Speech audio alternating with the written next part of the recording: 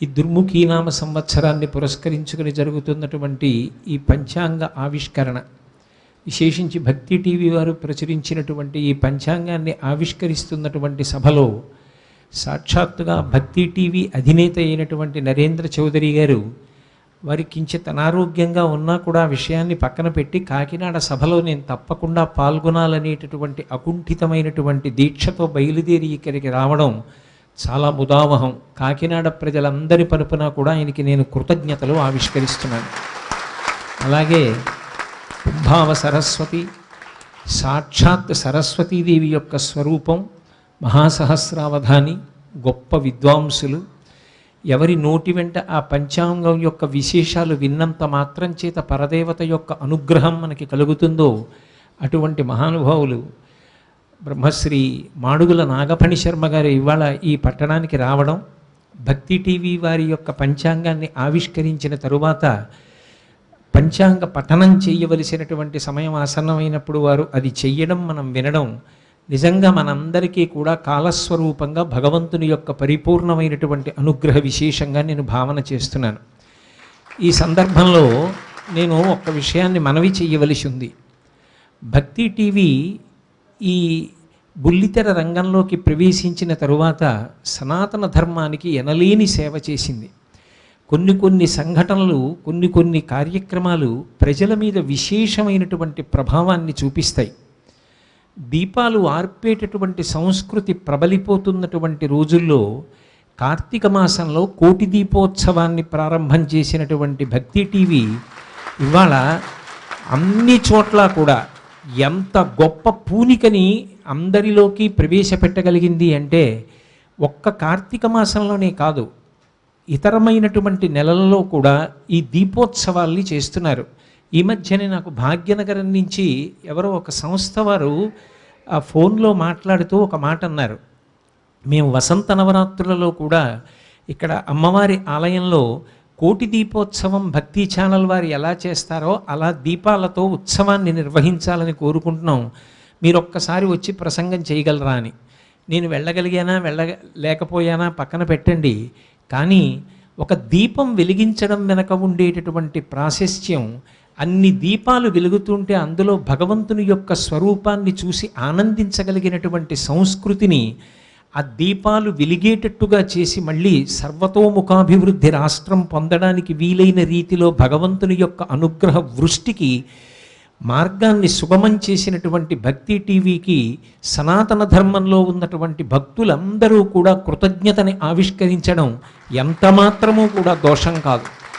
అలాగే భిన్న సంప్రదాయాలలో ఉన్నటువంటి అనేక మంది పీఠాధిపతులు, వారు ద్వైతానికి సంబంధించిన వారు కానివ్వండి, విశిష్టాద్వైతానికి సంబంధించిన వారు కానివ్వండి, అద్వైతానికి సంబంధించిన వారు కానివ్వండి, ఆర్ట్ ఆఫ్ లివింగ్కి సంబంధించినటువంటి రవిశంకర్ గురూజీ కానివ్వండి, అలాగే గణపతి సచ్చిదానంద స్వామీజీ వారు కానివ్వండి, ఎంతమంది మహాత్ములను ప్రణాళికా రచన చేసి ప్రతిరోజు ఒక్కొక్కరిని ఆ వేదిక మీదకి తీసుకొచ్చి అక్కడ ఉన్నటువంటి భక్తులు ప్రత్యక్షంగా అనుభవించడం అనేటటువంటి వరకే పరిమితం చెయ్యకుండా తన దగ్గర ఉన్నటువంటి ప్రసార మాధ్యమాన్ని ఆధారం చేసి అటువంటి మహాపురుషులు పవిత్రమైనటువంటి నెలలలో చేస్తున్నటువంటి అనుగ్రహ భాషణాన్ని, వారి సందేశాన్ని ప్రత్యక్ష ప్రసారం ద్వారా కొన్ని కోట్ల మందికి అందిస్తున్నటువంటి ఘనత భక్తి టీవీకి చెందుతుంది అన్నది నిస్సందేహమైనటువంటి విషయం.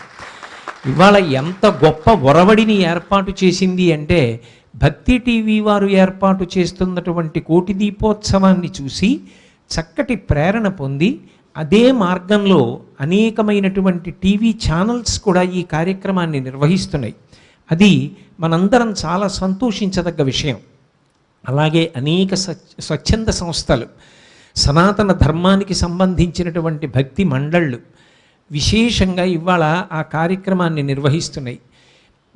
భిన్న సంప్రదాయాలకి సంబంధించినటువంటి ఇంతమంది పీఠాధిపతుల్ని, మాడుగుల నాగఫణి శర్మ గారు, బ్రహ్మశ్రీ సామవేదం షణ్ముఖ శర్మ గారు, ఇలాంటి వారందరినీ కూడా ఒక వేదిక మీదకి తీసుకొచ్చి అటువంటి వారి యొక్క ప్రవచనాలన్నీ కూడా అందడానికి మనకి అవకాశం కల్పిస్తోంది అంటే అదేదో ఒకరోజు రాత్రి కూర్చుని ప్రణాళికా రచన చేస్తే చెయ్యగలిగినటువంటి కార్యక్రమం కాదు.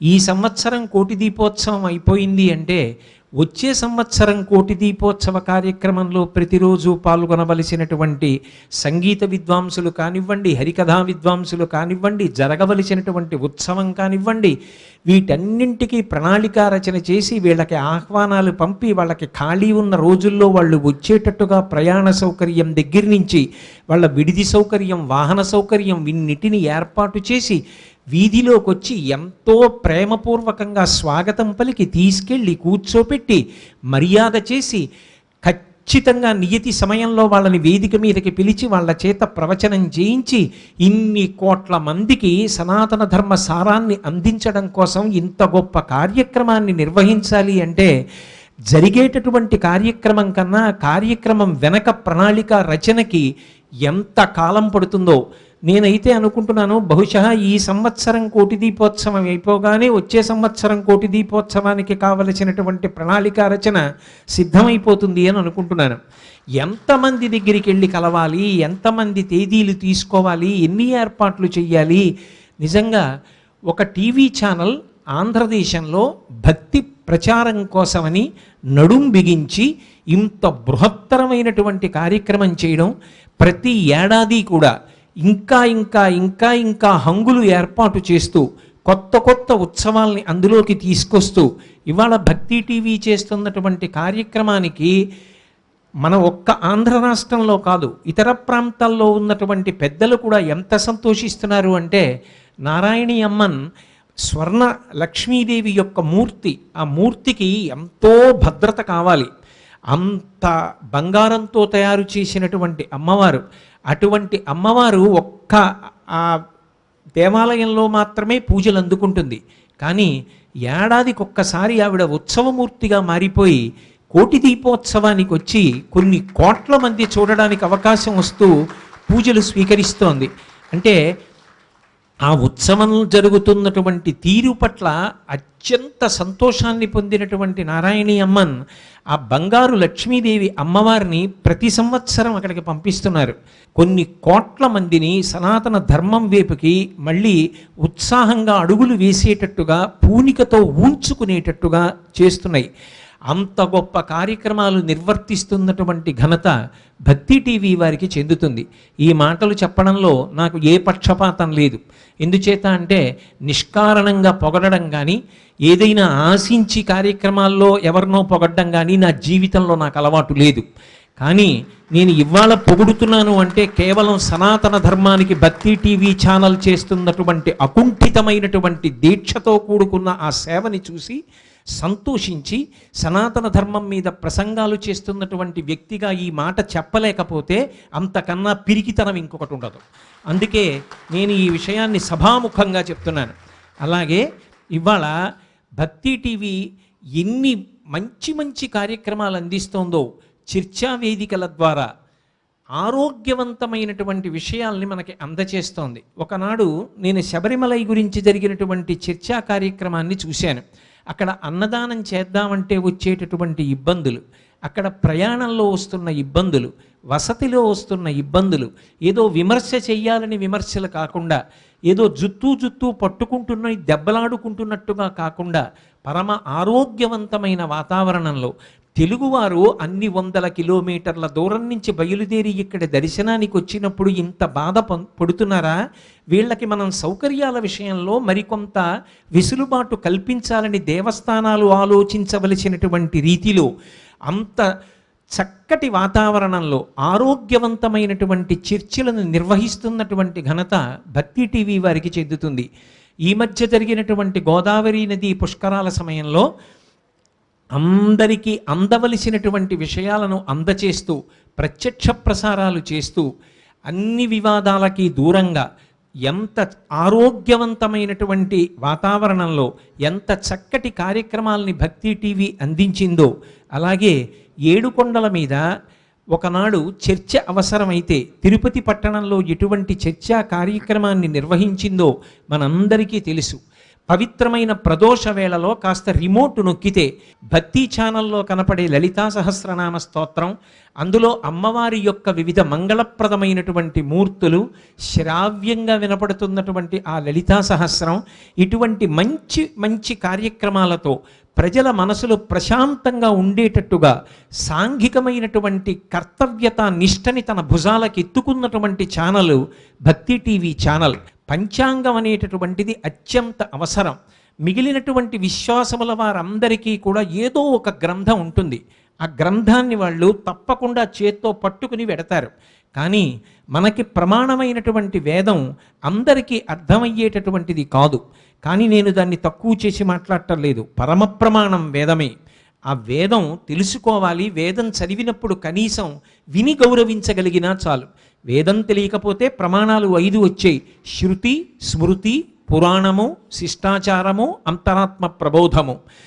కానీ పంచాంగం అనేటటువంటిది అత్యంత అవసరమైనటువంటి విషయం. ఆ పంచాంగాన్ని ప్రతిరోజు చూడడం అలవాటు కావాలి. పంచాంగం చూడడం అనేటటువంటి విషయానికి దూరం అయిపోతున్నటువంటి రోజులలో, ఆ సంస్కృతి క్షీణించిపోతున్న రోజుల్లో అసలు పంచాంగంలో ఉండేటటువంటి కొన్ని విషయాల గురించి ఏ అవగాహన లేనటువంటి స్థితి ఏర్పడుతున్నటువంటి తరుణంలో కర్తరి అంటే ఏమిటి, మౌఢ్యం అంటే ఏమిటి, ఇటువంటి విషయాల గురించి లఘువ్యాఖ్య చేస్తూ చాలా అందమైన రీతిలో ఇలా చూడగానే అందరికీ అర్థం చేసుకోవడానికి అవకాశం కలిగేటటువంటి రీతిలో ఏ ప్రాంతాలలో, తూర్పుగోదావరి జిల్లాలో జరిగేటటువంటి సూర్యోదయానికి, భాగ్యనగరంలో జరిగేటటువంటి సూర్యోదయానికి గణనలో కొద్దిగా తేడాలు రావచ్చు. పెద్ద పండిత మండలిని ఏర్పాటు చేసి పరమ శాస్త్రీయంగా గణన చేసి అంత చక్కటి పంచాంగాన్ని తయారు చేయడమే కాకుండా కొన్ని లక్షల ప్రతుల్ని తయారు చేసి, అది కూడా ఎంతో ఖరీదైనటువంటి కాగితంతో పంచాంగాన్ని తయారు చేసి అందరూ కూడా పంచాంగాన్ని పరిశీలించడం అలవాటు కావాలి. అదొక్కటి మొదలైతే దానిలోంచి సంస్కృతి అంతా కూడా పరిఢవిల్లుతుందనేటటువంటి పరమ పవిత్రమైన ఉద్దేశ్యంతో ఈ పంచాంగాల్ని తయారు చేసి ఇవాళ మన అందరికీ కూడా, రాష్ట్రంలో ఉన్నటువంటి భక్తులందరికీ కొన్ని లక్షల పంచాంగాల్ని ఉచితంగా అందచేస్తున్నటువంటి ఘనత భక్తి టీవీ ఛానల్కి చెందుతుంది.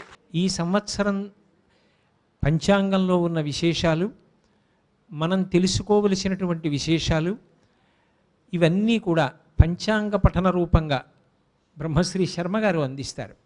నేను కేవలం ఈ పంచాంగం యొక్క విశేషం ఏమిటి అన్న దాని గురించి మాత్రమే కొద్దిసేపు వివరిస్తాను. మనకి పంచాంగము అంటే 5 యొక్క సమాహారము అని పేరు. అందులో తిథి, వారము, నక్షత్రము, యోగము, కరణము అని 5 ఉంటాయి. ఈ 5 కాలంలో ఉండేటటువంటి విభాగాలుగా ఋషులు దర్శనం చేశారు. జ్యోతిషం అనేటటువంటిది వేదపురుషుని యొక్క నేత్రస్థానంలో ఉండేటటువంటి ఉపాంగం. చూడండి, నాకు 2 కన్నులు ఉన్నాయి. 2 కన్నులు ఉన్నాయి కాబట్టి దూరంగా గుమ్మం దగ్గర నిలబడినటువంటి వారిని కూడా నేను చూడగలుగుతున్నాను. కన్ను ఉన్నవాడు దూరంగా ఉన్న వస్తువుని ఎలా చూస్తాడో అలాగే వేదపురుషుని యొక్క శరీరంలో నేత్రస్థానంలో ఉన్నటువంటి జ్యోతిష శాస్త్రం కాలంలో జరగబోయేటటువంటి విషయాల్ని లెక్క కట్టి చెప్పగలిగినటువంటి ప్రజ్ఞని ఋషుల యొక్క అద్భుతమైనటువంటి వాక్కు ద్వారా మనకి అందచేసింది. జ్యోతిషం భారతదేశానికి ఎనలేని కీర్తి ప్రతిష్టలను సంపాదించి పెట్టినటువంటి పరమాద్భుతమైనటువంటి శాస్త్రం. అందులో పరమేశ్వర స్వరూపమైనటువంటి కాలంలో ఒక మనిషి పురుష ప్రయత్నంగా ఒక కార్యాన్ని ప్రారంభం చేయవలసి వచ్చినప్పుడు దానికి భగవంతుని యొక్క అనుగ్రహం కూడా తోడు చేసుకోవడానికి ఎలా కాలాన్ని పరిశీలనం చెయ్యాలి అనేటటువంటి విషయాలని సమగ్రంగా అందించగలిగినటువంటి శాస్త్రం ఈ పంచాంగం. ఎందుచేత అంటే రామాయణంలో సీతమ్మ ఒక మాట అంటుంది, కచ్చిదా శాస్తి దేవానాం ప్రసాదం పార్థివాత్మజ కచ్చిత్ పురుషకారంచ దైవంచ ప్రతిపద్యతే అంటుంది. పురుష ప్రయత్నానికి భగవంతుని యొక్క అనుగ్రహం తోడు కావాలి. నేను ఒక సంకల్పం చెయ్యడం, ఆ సంకల్పం నెరవేరాలని ప్రయత్నం చెయ్యడం ఎప్పుడూ నా వైపు నుంచి ఉండాలి. కానీ దానికి భగవదనుగ్రహం కూడా తోడైతేనే అనుకున్న కార్యక్రమాలు నెరవేరుతాయి. భగవదనుగ్రహం కాలంలో ఎలా ప్రవహిస్తూ ఉంటుంది, ఆ కాలంలో యోగదాయకమైనటువంటి పరిస్థితి ఎప్పుడు ఉంటుందో ఆ కాలంలో ఒక కార్యక్రమాన్ని చేపట్టడమే కాలస్వరూపుడైనటువంటి భగవంతుని యందు భక్తిని ప్రకటనం చెయ్యడం. అందుచేతనే పంచాంగం అనేటటువంటిది పరిశీలించడం సనాతన ధర్మంలో అత్యంత ప్రధానమైన విషయం. ఇప్పటికీ ఏడుకొండలవాడు అఖిలాండ కోటి బ్రహ్మాండ నాయకుడైనటువంటి శ్రీ వెంకటేశ్వర స్వామి వారు కూడా ప్రతిరోజు పంచాంగ శ్రవణం చేస్తారు. మనం వెంకటేశ్వర వైభవోత్సవాలలో చూస్తూ ఉంటాం. బ్రాహ్మణోత్తములు ఆ పంచాంగాన్ని చదివి వినిపించిన తరువాత ఆయన వారికి తండుల దానం చేసి వాళ్ళ ఆశీర్వచనం పొందుతూ ఉంటాడు. అంటే పంచాంగం అనేటటువంటిది ప్రతిరోజు పరిశీలించవలసినటువంటి ఒక ముఖ్యమైనటువంటి విశేషం. అటువంటి పంచాంగం అందరూ తేలికగా చూసుకోవడానికి వీలుగా భక్తి టీవీ వారు ఒక వినూత్నమైనటువంటి ప్రక్రియని ప్రారంభం చేశారు. మనకి ఇవాళ ఉన్నటువంటి అధునాతనమైనటువంటి సాంకేతిక పరిజ్ఞానం ద్వారా ఏ విషయాన్నైనా సరే వాక్యాల ద్వారా చదవడం కన్నా పట్టికల ద్వారా పరిశీలించడం అనేటటువంటిది అలవాటైపోయింది. అందుకే ఈ పంచాంగాన్ని కూడా ఒక పట్టిక రూపంలో ఇచ్చారు. పైన ఆంగ్లమానంలో ఏదో ఫలానా నెలలో ఫలానా తేదీ నుంచి ఫలానా తేదీ వరకు ఈ చాంద్రమానంలో ఉన్నటువంటి మాసం నడుస్తుంటే అందులో ఒక పట్టిక రూపంలో తిథి, వారము, నక్షత్రము, యోగము, కరణము ఈ ఐదిటిని ఇస్తూ దానితో పాటుగా దుర్ముహూర్తము, వర్జ్యము, అలాగే సుముహూర్తము, ఒక మంచి పని చెయ్యవలసి ఉంటే ఎప్పుడు ప్రారంభం చేసుకోవచ్చు, దీన్ని ఒక పట్టిక రూపంలో అందించారు.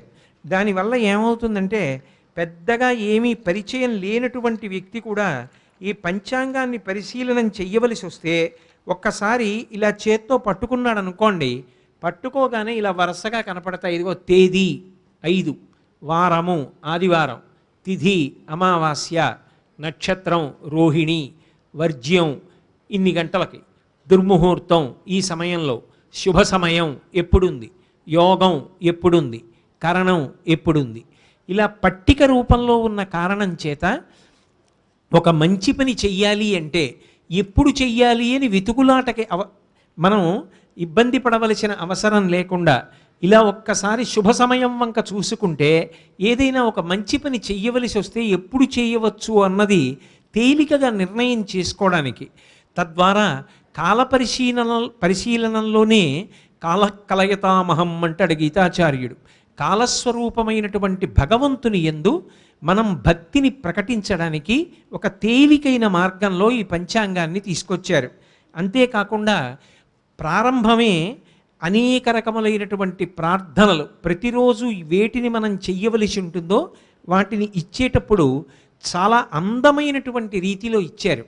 దీనివలన ఏమవుతుందంటే మనకి తెలియకుండానే ఆ ప్రార్థనా శ్లోకం చదివేటప్పుడు ఒక్కసారి ఆ ప్రార్థనా శ్లోకం చదివి అక్కడ ఉన్నటువంటి మూర్తిని పరిశీలించాలనేటటువంటి ఉత్సుకత కలుగుతుంది. ఏదో సర్వమంగళమాంగళ్యే శివే సర్వార్థ సాధకే అన్న శ్లోకం ఇచ్చి పక్కన ఆ రాజరాజేశ్వరి అమ్మవారి యొక్క మూర్తిని ఇచ్చారు. ఎంత ప్రసన్నంగా అందంగా ఆ టీవీతో కూర్చున్నటువంటి అమ్మవారి మూర్తి వంక 2 కన్నులు పెట్టి జుర్రుకుంటూ చూసేటట్టుగా, తద్వారా మనసు ఇంద్రియములు అక్కడ లగ్నమయ్యేటట్టుగా ఏవి మనం ప్రతిరోజు జీవితంలో చదవవలసి ఉంటుందో అటువంటి ప్రార్థనలన్నిటినీ కూడా పార్వతీదేవి, లక్ష్మీదేవి, సరస్వతీదేవి, రామచంద్ర ప్రభువు, శంకరుడు, మహావిష్ణువు, లక్ష్మీ నృసింహస్వామి, కృష్ణ భగవానుడు, గోమాత, ఆంజనేయుడు, సుబ్రహ్మణ్యుడు, ఇలా అనేకమైనటువంటి ప్రార్థనలను ఇచ్చారు. ఎవరు ఏ దేవతా స్వరూపమునందు ప్రీతిని పొంది ఉంటారో ఆ శ్లోకం దగ్గర ఒక చిన్న గుర్తు పెట్టుకుంటే ప్రతిరోజు ఆ శ్లోకాన్ని చదువుకుని ఆ మూర్తి వంక చూడవచ్చు. అలాగే నిత్య ప్రార్థనలు, ప్రార్థన అనేటటువంటిది అత్యంత అవసరం. ఎందుచేత అంటే దేవీ భాగవతంలో వ్యాస భగవానుడు ఒక మాట అంటాడు, కాలోహి బలవాన్ కర్త సతతం సుఖదుఃఖయో నరాణం పరతంత్రాణం పుణ్యపాపానుయోగత. ప్రతిరోజు సుఖంగా ఉండాలని నేను కోరుకుంటాను, కానీ గత జన్మలలో నేను చేసినటువంటి పాపపుణ్యములేవో నాకు తెలియదు. చిత్రంగా ఇక్కడే కూర్చుని గుప్తంగా ఖాతాలు వ్రాసుకున్నటువంటి పరమాత్మ కాలమునందే నేను చేసినటువంటి పాపమునకు దుఃఖాన్ని ఫలితంగా ఇవ్వడానికి సిద్ధపడతాడు. కానీ అంత దుఃఖం వస్తే నేను భరించలేను, నేను చేసిన కర్మ కన్నా ఫలితం ఇచ్చిన నువ్వు గొప్పవాడివని నమ్మాను. ఈశ్వర, నా యందు దయవహించి నేను భరించలేనంత కష్టాన్ని ఇవ్వకు. ఏ కష్టం నాకు కలిగిందో దాన్ని భరించి నీ పాదముల యందు విస్మృతి కలగకుండా నిలబడగలిగినటువంటి ధృతిని నాకు కటాక్షించు అని ప్రార్థన చేస్తాం. అలా ప్రతిరోజు ఏ ఏ పనులు చేసేటప్పుడు ఏ ఏ ప్రార్థనలు చెయ్యాలి, మళ్ళీ చదువుకుని వెతుక్కోవలసిన అవసరం కూడా లేకుండా నిద్రకు ఉపక్రమించేటప్పుడు అన్నప్పుడు ఓ తలగడ దిండు మీద హాయిగా తలపెట్టి నిద్రపోవడానికి సిద్ధపడుతున్నటువంటి ఒక వ్యక్తి యొక్క బొమ్మని అక్కడ వేసి ఒక శ్లోకం ఇచ్చారు. తులసి చెట్టు దగ్గరికి వెడితే ఏమి చదవాలి, తులసి కోటలో ఒక తులసి చెట్టు, భోజనానికి ముందు ఏది చదవాలి. చక్కగా మనం పిల్లలందరికీ కూడా ఈ శ్లోకాలు నేర్పితే భారతీయ సంస్కృతి నిలబడడానికి కారణమవుతుంది. భారతీయ సంస్కృతి 10 కాలాల పాటు నిలబడడానికి ఇంత అందంగా అనేకమైనటువంటి పనులను దృష్టిలో పెట్టుకుని ఇచ్చారు. దీపం వెలిగించే సమయంలో దీపాలు వెలిగిస్తున్నట్టు, ప్రయాణానికి ముందు ఏది చదవాలి, ఏదో ఒక వాహనంలో కూర్చున్నటువంటి 2 వ్యక్తులు, ఇలా ముఖ్యమైన పనులు కొన్నింటిని వర్గీకరించి ఆయా సమయములలో మనం చెప్పవలసినటువంటి ప్రార్థనల్ని మనకి అందించారు. అలాగే ఈ పంచాంగంలో ఉన్నటువంటి విశేషం ఏమి అంటే ఇందులో కొన్ని తిథుల గురించి చాలా విశేషంగా ప్రస్తావన చేశారు. ఇందులో మీరు పరిశీలిస్తే విశేష తిథులు అని ఇక్కడ విషయ సూచికలో ఇచ్చారు. 29వ పేజీ తీసి పరిశీలిస్తే ఇందులో ఒక పట్టిక రూపంలో పౌర్ణమిలన్నీ కూడా ఎప్పుడు వస్తున్నాయి, పౌర్ణమి తిథి ఎప్పుడు ఉంటోంది, అలాగే మాస శివరాత్రులన్నీ కూడా ఎప్పుడు వస్తాయి. నాకు తెలిసిన కొన్ని కుటుంబాలు ఉన్నాయి, మాస శివరాత్రి తప్పకుండా వాళ్ళు అభిషేకం చేసుకుంటూ ఉంటారు. ఆ మాస శివరాత్రి ఎప్పుడు వస్తోంది అన్నది ఇచ్చేశారు, మహాశివరాత్రి. కాబట్టి మీ దగ్గర ఉన్నటువంటి పంచాంగంలోనే ఓ గుర్తు పెట్టుకుంటే ఆ మాస శివరాత్రి నాడు మనం శివాలయంలో అభిషేకం చేయించుకోవాలి. అలాగే పూర్ణిమా తిథులు, అమావాస్య, ఏకాదశి, ఏ నెలలో వచ్చేటటువంటి శుక్లపక్ష కృష్ణపక్షాలలోని ఏకాదశులను ఏ పేర్లతో పిలుస్తారో ఆ పేర్లతో, శనిత్రయోదశి ఎప్పుడెప్పుడు వచ్చింది, ఇది దుర్ముఖినామ సంవత్సరంలో వచ్చేటటువంటి విశేష తిథులు అని చక్కగా చూడ్డానికి వీలుగా, కంటికి ఎంతో బడలిక లేకుండా చూడ్డానికి వీలుగా అందమైన రీతిలో ఈ విశేష తిథులన్నింటినీ కూడా ప్రచురించారు. అలాగే ఈ పంచాంగంలో ఒక విశేషం ఉంది. మిగిలిన పంచాంగాలన్నీ కూడా ఏ 5టి సమాహారంగా ఉండాలో వాటితో ఉంటాయి. నేను అందులో ఏమాత్రమూ తక్కువ చేయడం అనేటటువంటి ప్రయత్నం చేయట్లేదు. అన్ని పంచాంగాలు గొప్పవే. కానీ భక్తి టీవీ వారు ప్రచురించినటువంటి ఈ పంచాంగంలో ఒక విశేషం ఉంది. రైతు పంచాంగం అని ఒక పంచాంగాన్ని ప్రవేశపెట్టారు. ఇవాళ అన్నదాత అయినటువంటి రైతు నిజంగా ఆరుగాలం కష్టపడి పంట పండిస్తే ప్రకృతి ఉపద్రవాల్లో ఆ పంట పోయినప్పుడు ఎంత బాధపడుతున్నాడో, ఎంతమంది రైతులు ఆత్మహత్యలు చేసుకుంటున్నారో, దాన్ని ఉన్నత న్యాయస్థానం కూడా ఎంత తీవ్రమైనటువంటి విషయంగా పరిగణించిందో, ఎంతమంది బాధపడుతున్నారో దృష్టిలో పెట్టుకుని ఒక శాస్త్రం మీద ఉండవలసినటువంటి నమ్మకంతో ఏ నెలలో వర్షం ఎంత పడేటటువంటి అవకాశం ఉంది, గాలి ఎలా వీచే అవకాశం ఉంది, తుఫాన్లు ఎప్పుడెప్పుడు వచ్చేటటువంటి అవకాశం ఉంది, మనకి ఒక రాడార్ని దృష్టిలో పెట్టుకుని మనం వాతావరణ హెచ్చరిక ఎలా చేస్తామో అలాగే శాస్త్రాన్ని నమ్మకంగా తీసుకుని ప్రమాణంగా తీసుకుని రైతులకు కొన్ని సూచనలు చేస్తూ రైతు పంచాంగం అని చెప్పి వినూత్నమైన రీతిలో ఈ రైతు పంచాంగాన్ని భక్తి టీవీ వారు ప్రవేశపెట్టారు.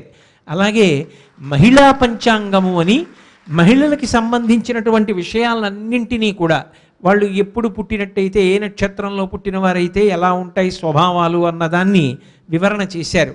ఇలా మనకి ఉపయుక్తమైనటువంటి అనేక విశేషాల్ని పంచాంగంలో వెతుక్కుని పట్టుకోవడం మనకి రాదేమో అనేటటువంటి బెంగ లేకుండా పట్టికల రూపంలో చూసుకోవడానికి చాలా తేలికగా అందించారు. అలాగే ఈ సంవత్సరం కృష్ణానదీ పుష్కరాలు వస్తున్నాయి.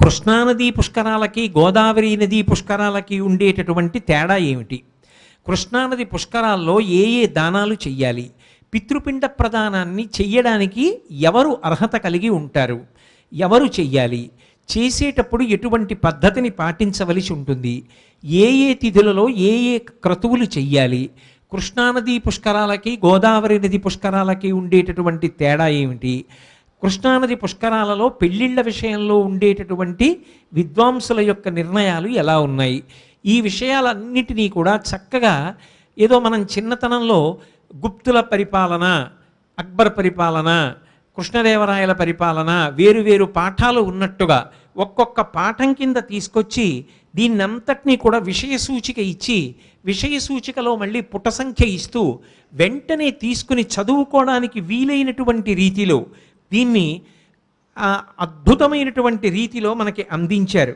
అలాగే పంచాంగంలో ప్రయోగించేటటువంటి కొన్ని శబ్దాల యొక్క అర్థం అసలు చాలామందికి తెలిసే అవకాశం ఉండదు.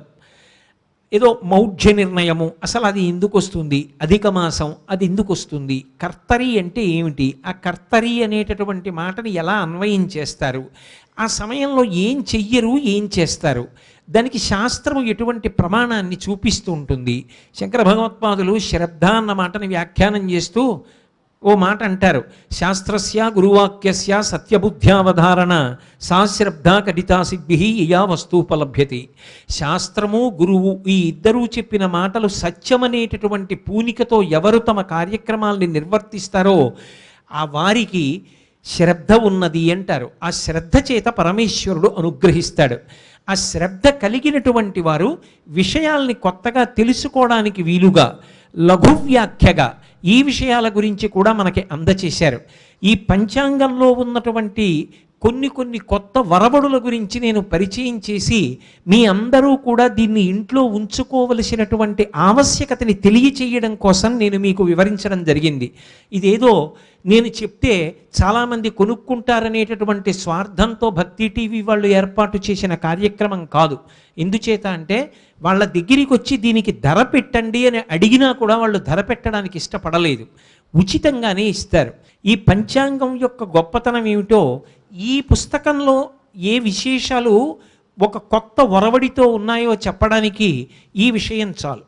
అలాగే భక్తి ధార్మిక సమ్మేళనంలో అన్ని రకాలైనటువంటి స్వామీజీల్ని పిలిచి వాళ్ళందరినీ ఒక వేదిక మీదకి చేర్చి వాళ్ళందరి చేత చక్కటి అనుగ్రహ భాషణాలు ఇప్పించి మనందరిలో చైతన్య స్ఫూర్తిని నింపుతున్నటువంటి ఛానలు భక్తి టీవీ ఛానల్. నిస్వార్థంగా ప్రతి ఏడాది ఇంకా ఖర్చు పెంచేసుకుంటూ అంతంత పెద్ద వ్యూహాల్ని రచన చేస్తూ హిమాలయ పర్వతాల్ని ఉత్తర దేశం నుంచి తీసుకొచ్చి ఇక్కడ పెట్టారా అన్నంత అందంగా హిమాలయ పర్వతాల యొక్క ఏర్పాటుని అక్కడ చూపిస్తూ అన్ని నమూనా దేవాలయాల్ని ఏర్పాటు చేసి అన్ని ఉత్సవాలు చేస్తూ ప్రతి ఏడాది లక్షల ఖర్చు ఇంకా పెంచుకుంటూ ఇంత ధైర్యంగా సనాతన ధర్మం కోసం పెద్ద పీఠాలు నిర్వహించవలసినటువంటి రీతిలో భక్తి టీవీ ఛానల్ కంకణం కట్టుకుని సనాతన ధర్మం కోసం పోరాడుతోంది. అంత గొప్పగా ఇవాళ ఈ రంగంలో సేవ చేస్తోంది. ఈ పంచాంగాన్ని ఆవిష్కరించడానికి హైదరాబాదు రమ్మని నన్ను ఆహ్వానించినప్పటికీ నేను ఉంటున్నది ఈ పట్టణంలో కనుక ఎందరో భక్తులు ఇక్కడ కూడా ఉన్నారు కనుక ఈ సంవత్సరం భక్తి టీవీ ఛానల్ వాళ్ళ కార్యక్రమం కాకినాడ పట్టణంలో జరిగితే సంతోషిస్తామని ఒక్క మాట అన్నంత మాత్రం చేత వాళ్ళ సిబ్బంది అంతటినీ కూడా ఇక్కడికి పంపించి మేము స్థానికంగా ఉన్న ఒక్క పూలదండ తీసుకొచ్చి కట్టలేదు, మీరు కష్టపడడానికి వీల్లేదు, ఒక్క రూపాయి ఖర్చు పెట్టడానికి వీల్లేదని భక్తి టీవీ ఛానల్ వారే ఖర్చంతా పెట్టుకుని వాళ్ళ సిబ్బందిని అంతటినీ కూడా ఇక్కడికి పంపించి ఎక్కడ కార్యక్రమం చెయ్యమంటారు అని అడిగి సూర్యకళామందిరం మాకు కాకినాడ పట్టణంలో అనేకమైనటువంటి సాంస్కృతిక ఉత్సవాలకి నెలవు. ఎందరో పెద్దలు ఎందరో సంగీత విద్వాంసులు ఇక్కడ కార్యక్రమాలు చేశారు. కాబట్టి ఈ వేదిక మీద పంచాంగాన్ని ఆవిష్కరిద్దామంటే ఇంతమంది సిబ్బందిని పంపించి ఇంతంత ఏర్పాట్లు చేసి తాను స్వయంగా అనారోగ్యాన్ని కూడా లెక్క చెయ్యకుండా బయలుదేరి వచ్చి నిజమే ఈ సంవత్సరం భాగ్యనగరంలో జరగవలసిన ఉత్సవాన్ని కాకినాడ నగరంలో చేస్తాం అని మన పట్టణం మీద అంత ప్రేమ చూపించినటువంటి భక్తి టీవీ వారికి మనందరి పనుపున నా హృదయపూర్వక కృతజ్ఞతలను ఆవిష్కరిస్తున్నాను. రామాయణంలో ఒక మాట చెప్తారు, బ్రహ్మగ్నేచ సురాపేచ చోరే భగ్నవ్రతే తథా నిష్కృతిర్విహితా సిద్ధి కృతఘ్నో నాస్తి నిష్కృతి. ఉపకారాన్ని పొంది కృతజ్ఞత ప్రకటించకపోతే అంతకన్నా దోషం లోకంలో ఇంకొకటి ఉండదు. మన ఊళ్ళో ఈ కార్యక్రమం చెయ్యాలి అనేటటువంటి ఉత్సాహంతో ఇంత పూనికతో వచ్చి ఈ పంచాంగ ఆవిష్కరణ కార్యక్రమాన్ని అనారోగ్యాన్ని కూడా పక్కన పెట్టి నిర్వహించినటువంటి నరేంద్ర చౌదరి గారికి ఇప్పుడు కాకినాడ పట్టణంలో అయ్యప్ప స్వామి దేవస్థానం పరపున బ్రాహ్మణ మండలి చేత వేదమంత్రములతో ఆశీర్వచనాన్ని ఇప్పించి వారికి కృతజ్ఞతలు ఆవిష్కరించిన తరువాత మిగిలిన కార్యక్రమాలని జరపడం సభా సంప్రదాయానికి విరుద్ధం కాదని, కృతజ్ఞతావిష్కారం కన్నా ధర్మంలో లోకం లేదని భావన చేస్తూ శర్మగారు నాతో అంగీకరిస్తే కామాక్షి పరదేవత అంగీకరించినట్టే. కాబట్టి నరేంద్ర చౌదరి గారిని పరమ ప్రేమతో కాకినాడ పట్టణ ప్రజలందరి పనుపున స్వాగతం పలుకుతూ వచ్చి ఉచితాసనాన్ని స్వీకరించి మీరు రాబో కాలంలో ఆరోగ్యంతో మరింత సుసంపన్నమైన కార్యక్రమాల్ని సనాతన ధర్మం పరిడవిల్లేటట్టుగా నిర్వహించగలిగినటువంటి శక్తియుక్తులను మీకు ఆ పరదేవత అనుగ్రహించాలని ఆశీర్వచనం చేయిస్తున్నాం. కాబట్టి దాన్ని స్వీకరించవలసిందిగా కోరుతున్నాను. బ్రాహ్మణ మండలి అంతా వచ్చి మీ సుస్వరంతో వారికి ఆశీర్వచనాన్ని